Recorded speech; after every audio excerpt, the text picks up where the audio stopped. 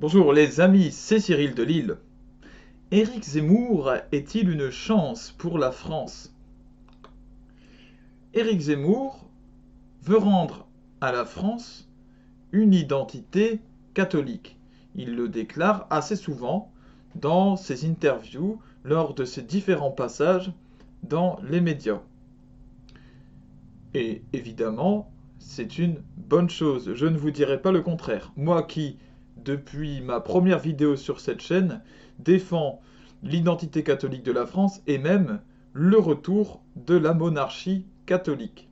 Ce qui nous a été annoncé dans l'Église par des visions, par des prophéties. Mais Éric Zemmour montre une autre face. Il a déclaré « Je suis pour l'Église, mais contre le Christ ». Voilà une déclaration très ambiguë, sachant que l'Église a été fondée par le Christ, et que l'Église n'est que l'œuvre qui perpétue le message de Jésus-Christ. Bon. Il montre par là une limite, il veut un système quelque part spirituel, plus ou moins politique, mais il ne veut pas son fondement. Cette limite le pousse aussi à développer une admiration pour la République, lui qui cite régulièrement le décret Crémieux. Le décret Crémieux, c'est un décret qui a forcé l'assimilation des Juifs en France. Et donc lui y a été soumis, ainsi que ses parents. Il est même admirateur de Napoléon. Sur ce point, il en fait même une idole, disant que Napoléon, en fait, pour lui, semble une espèce de Christ, un homme inatteignable tant il était fantastique, d'un haut niveau humain. Évidemment, en ceci, il a un discours ni plus ni moins qu'antichrist, ce qui n'est pas un bon signe du coup. Alors, on peut se demander, mais si il dit qu'il va défendre l'Église et rendre l'Église à la France, d'une certaine façon, lui rendre son identité, mais qu'en même temps, il adore Napoléon et dit qu'il n'aime pas Jésus. Qu'est-ce que c'est exactement? Comment savoir si c'est le bon?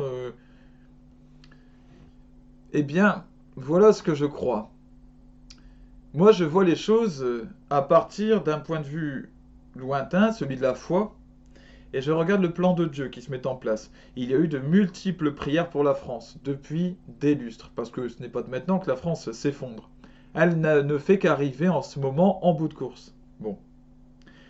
Eh bien, Éric Zemmour n'est qu'une étape dans le processus qui va voir la France redevenir une monarchie catholique. Mais pas comme avant, pas la même monarchie qu'avant, parce qu'elle avait ses torts. Cette fois, eh bien, elle aura les structures de la République acquises depuis la Révolution. C'est une nouvelle forme de monarchie catholique avec un nouveau type de personne, un nouveau genre de roi, qui ne soit plus issu de familles comme ça, catholiques. Ce que je dis, de famille monarchique, pardon.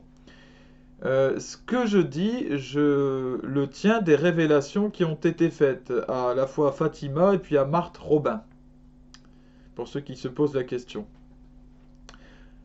Voilà, donc en rendant à la France son identité catholique, même si c'est d'une manière limitée, même si c'est uniquement dans ses aspects politiques, dans des calvaires qui seront visibles par exemple, puisqu'il est allé défendre le maintien d'un calvaire en Bretagne, un calvaire que des francs-maçons voulaient faire retirer.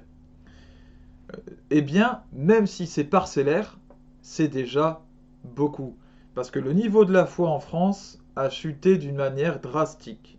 Sachez-le. Donc, il faut savoir, je pense, voir les choses d'une manière positive, c'est-à-dire voir de où nous partons et vers où nous allons. Et dans ce cas de figure, ce que nous présente Éric Zemmour est pour le moins alléchant et réjouissant. Il fait partie, je le crois, du plan de Dieu pour sauver notre pays, tout simplement.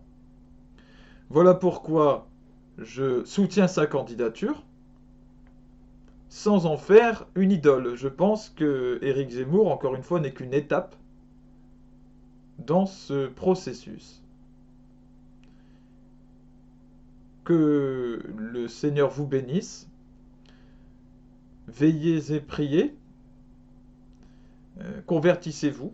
Croyez à l'Évangile parce que le royaume de Dieu est proche. À bientôt.